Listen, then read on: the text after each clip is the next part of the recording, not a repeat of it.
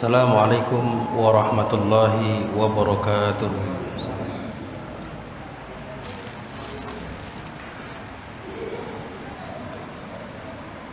Alhamdulillahi rabbil alamin.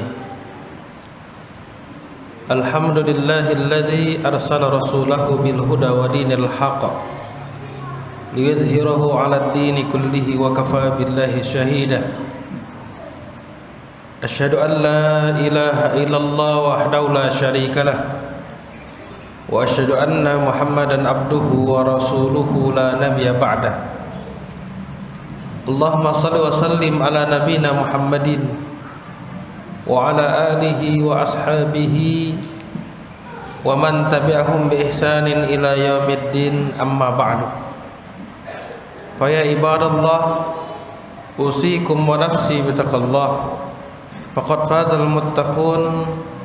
Faqala ta'ala fil Qur'anil Karim, ya ayyuhalladzina amanu taqullaha haqqa tuqatih wa la tamutunna illa wa antum muslimun. Hadirin jamaah salat Jumat yang dirahmati Allah Subhanahu wa taala. Pada kesempatan yang berbahagia ini, di hari yang mulia ini dan di bulan yang diberkahi ini, kembali khatib mengingatkan diri khatib dan jemaah sekalian agar kita bertakwa kepada Allah dengan sebenar-benarnya takwa, melaksanakan segala perintahnya dan menjauhi segala larangannya. Fatazawwadu fa inna khairaz zadi taqwa. Carilah perbekalan, dan sebaik-baik perbekalan adalah ketakwaan kepada Allah. Jamaah yang rahmatullah Allah Subhanahu wa taala, pada kesempatan yang berbahagia ini khatib akan menyampaikan khutbah dengan tema 3 keutamaan i'tikaf. I'tikaf berasal dari kata i'taqafa ya'takifu i'tikafan, dan artinya secara istilahan berdiam diri di dalam masjid dengan niat taqarruban ilallah. Ats-tsubut fil masjid biniyati taqarruban ilallah. Berdiam diri di dalam masjid dengan niat mendekatkan diri kepada Allah Subhanahu wa ta'ala. Begitu dijelaskan dalam kitab fikih sunnah karya Imam Said Sabiq. Jadi ketika seseorang ingin melakukan i'tikaf, maka harus disertai dengan niat. Makanya para ulama seringkali mengingatkan kita semua tentang urgensi niat, pentingnya niat. Banyak para ulama menulis kitab-kitabnya dimulai dengan bab niat. Innamal a'malu binniyat wa innama likulli imri'in ma nawa. Sesungguhnya amal itu tergantung niatnya, wa innama likulli imri'in, dan setiap orang tergantung dari apa yang dia niatkan.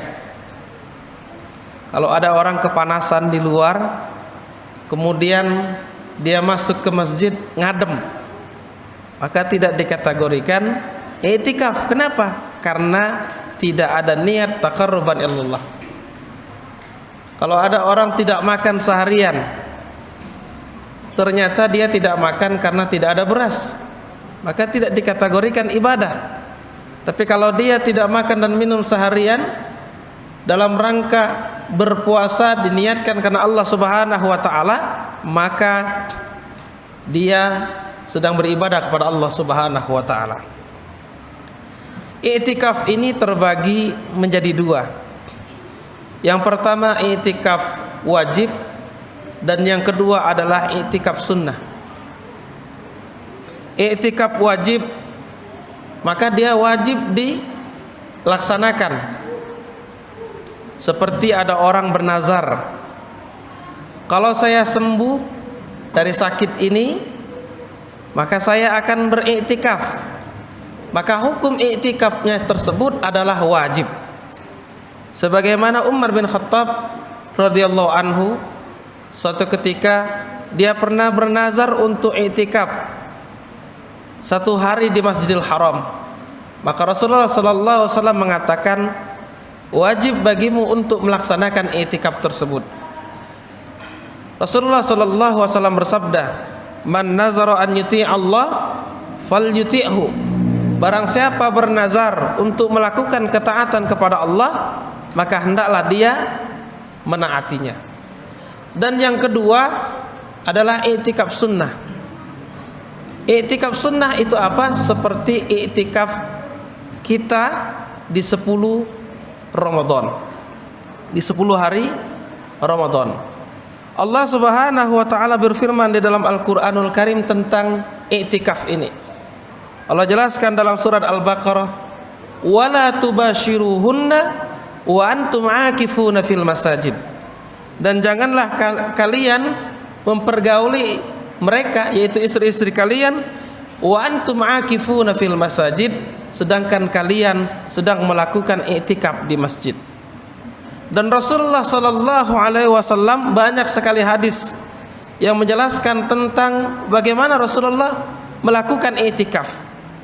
Di antaranya hadis dari Ibunda Aisyah radhiyallahu anha, zaujun Nabi sallallahu alaihi wasallam. Anna Nabi sallallahu alaihi wasallam kana ya'takiful ashr al-awakhir min Ramadan hatta tawaffahu Allah taala thumma i'takafa azwajuhu min ba'dihi. Hadis riwayat Bukhari dan Muslim. Rasulullah sallallahu alaihi wasallam selalu melakukan iktikaf di 10 hari terakhir bulan Ramadan, hatta tawaffahullahu, sampai di tahun Rasulullah ketika wafat. Tsumma i'takafa, kemudian dilanjutkan setelah itu melakukan iktikaf, yaitu para istri beliau. Jadi jamaah rahmat Allah Subhanahu wa taala, sampai para istri Nabi Muhammad sallallahu alaihi wasallam juga melakukan iktikaf. Dan Rasulullah pernah suatu ketika mendirikan tenda dan beriktikaf. Dan dalam hadis yang lain diriwayatkan oleh Imam Bukhari dan Imam Muslim, Anna Aisyah radhiyallahu anha qalat, kana an-nabiy sallallahu alaihi wasallam idza dakhala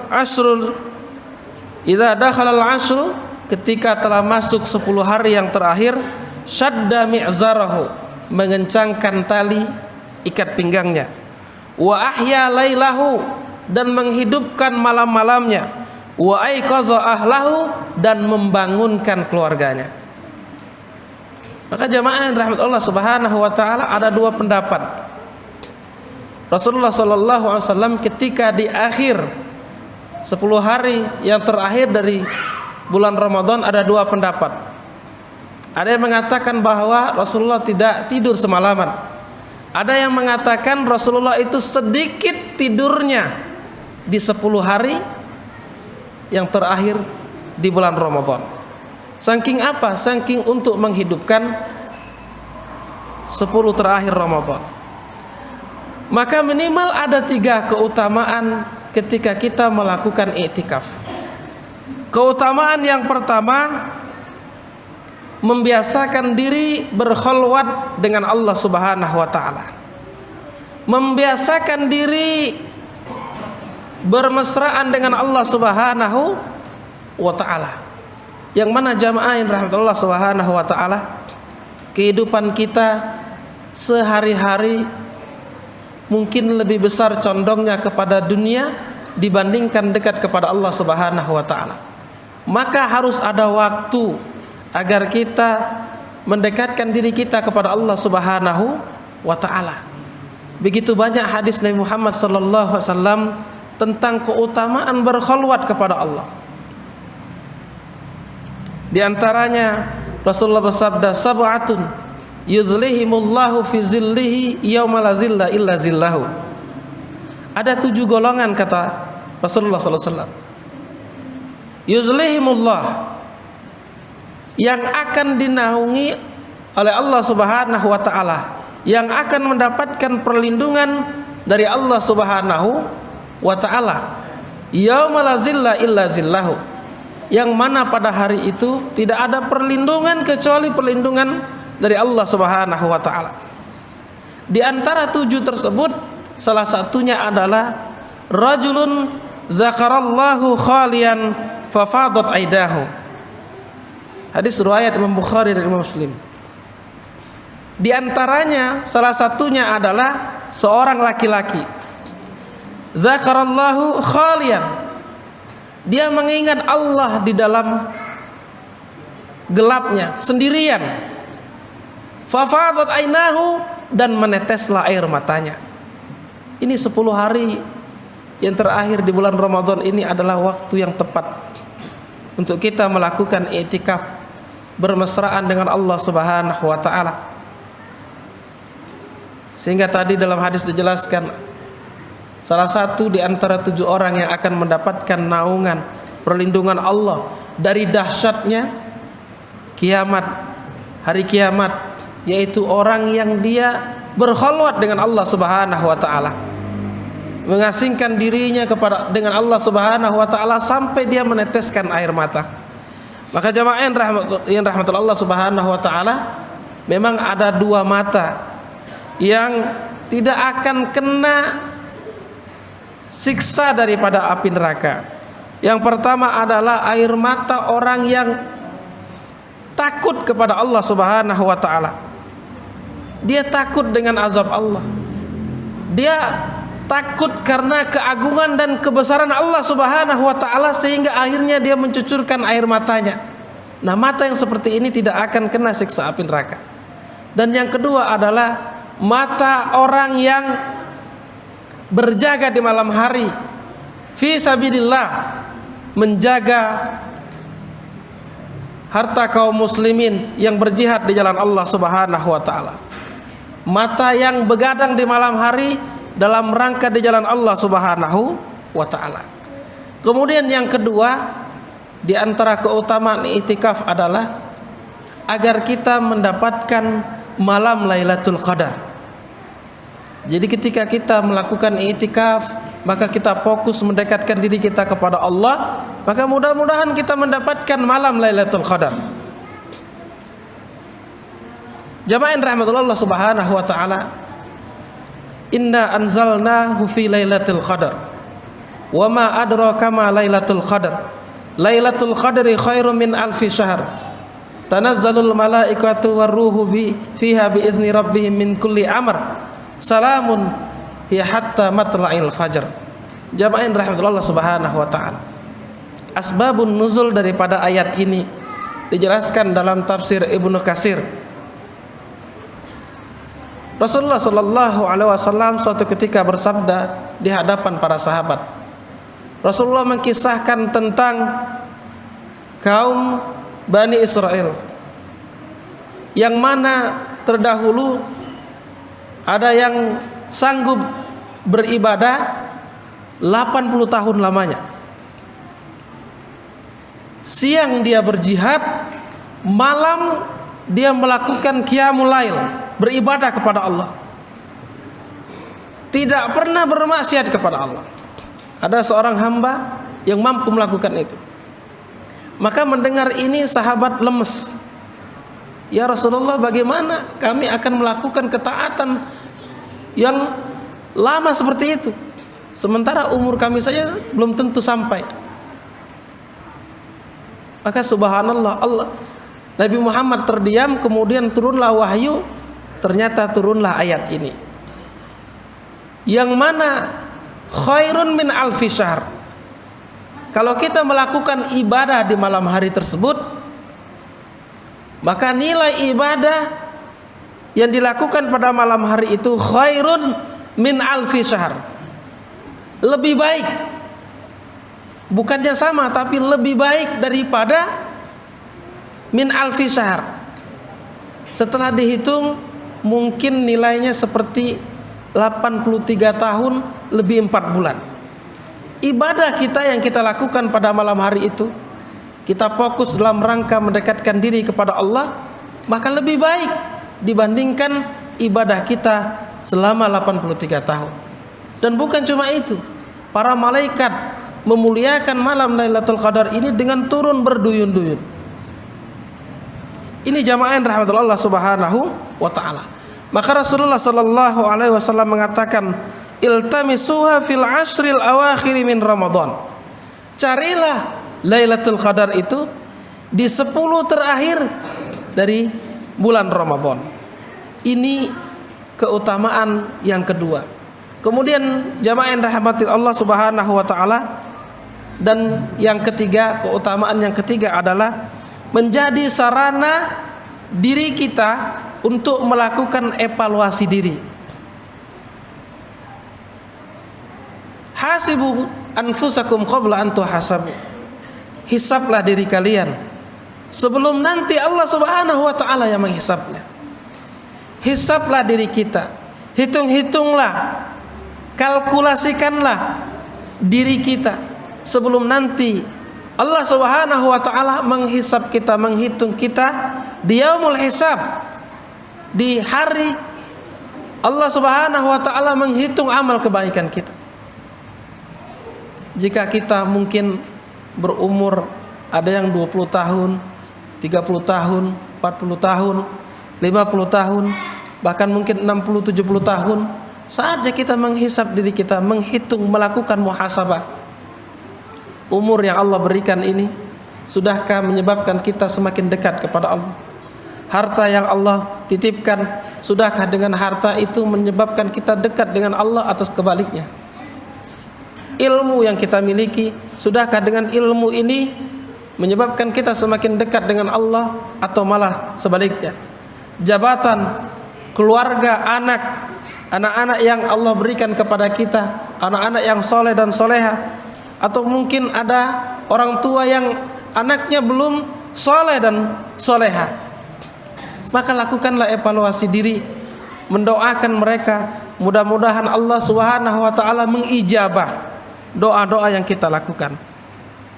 Jamaah yang dirahmati Allah Subhanahu wa taala, kita membayangkan, mengevaluasi diri kita ketika kita sendirian. Sebelum nanti membayangkan bagaimana kita meninggal dunia, membayangkan bagaimana nanti kita dimasukkan ke dalam kubur. Ketika seorang hamba dimasukkan ke dalam kuburan, maka ada 3 yang akan mengikutinya. Yang pertama adalah ahluhu, keluarganya. Yang kedua adalah maluhu, hartanya. Dan yang ketiga adalah amaluhu, amalnya. 2 akan kembali, hartanya akan meninggalkannya, keluarganya akan meninggalkannya, anaknya, istrinya, orang tuanya, sahabat karibnya, semuanya akan meninggalkannya. Yang tersisa yang akan menemani jenazah tersebut adalah amalnya. Mudah-mudahan ketika kita merenung, memuhasabah di 10 hari yang terakhir, mengingat-ingat amal kebaikan yang kita lakukan, mengingat-ingat mungkin ada maksiat atau kesalahan yang pernah kita lakukan, hingga mungkin akan menyebabkan kita bertobat kepada Allah Subhanahu wa ta'ala. At-taibu minadz-dzanbi kaman la dzanba lahu, kata Rasulullah. At-taibu minadz-dzanbi, orang yang bertobat dari dosanya, kaman la dzanba lahu, bagaikan tidak memiliki dosa lagi.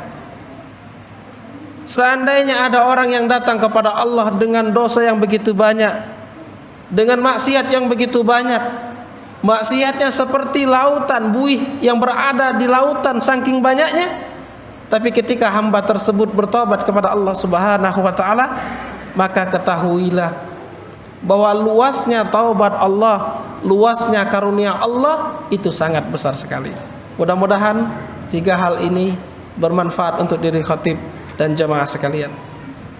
Keutamaan yang pertama, khatib ringkas, membiasakan diri untuk berkhalwat kepada Allah Subhanahu wa taala, berdua-duaan dengan Allah. Kita latih. Mudah-mudahan ketika kita terbiasa di 10 hari yang terakhir, maka di 11 bulan ke depan kita sudah menjadi terbiasa.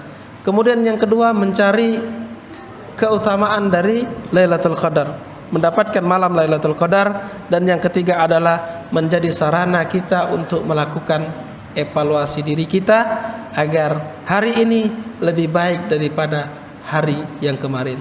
Barakallahu li wa lakum fil Qur'anil azim wa nafa'ani wa iyyakum bima fihi minal ayati wa dzikril hakim wa taqabbala minni wa minkum tilawatahu innahu huwas samiul alim.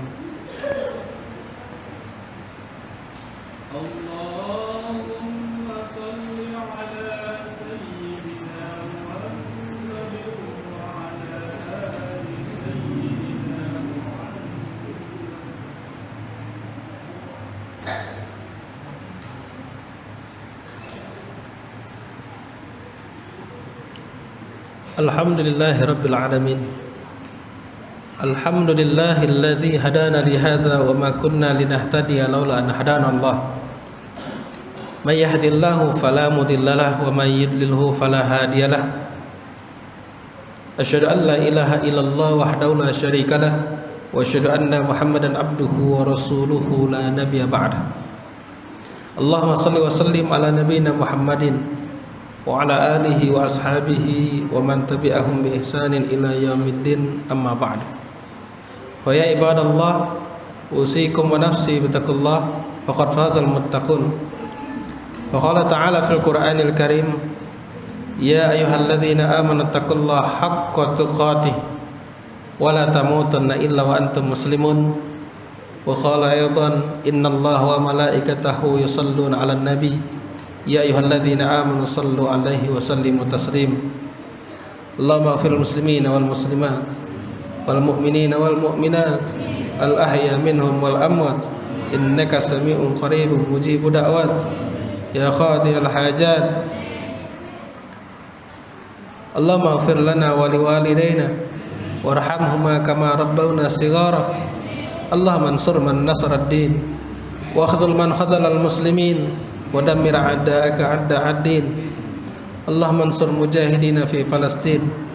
Allahumma ansur mujahidina fi kulli zaman wa fi kulli makan wa fi kulli buldan. Rabbana hab lana min azwajina wa dzurriyyatina qurrata a'yun waj'alna lil muttaqina imama. Rabbana atina fid dunya hasanah wa fil akhirati hasanah wa qina adzabannar. Ibadallah, innallaha ya'muru bil 'adli wal ihsan wa ita'i dzil qurba wa yanha 'anil fahsya'i wal munkar wal baghi ya'idzukum la'allakum tadhakkarun.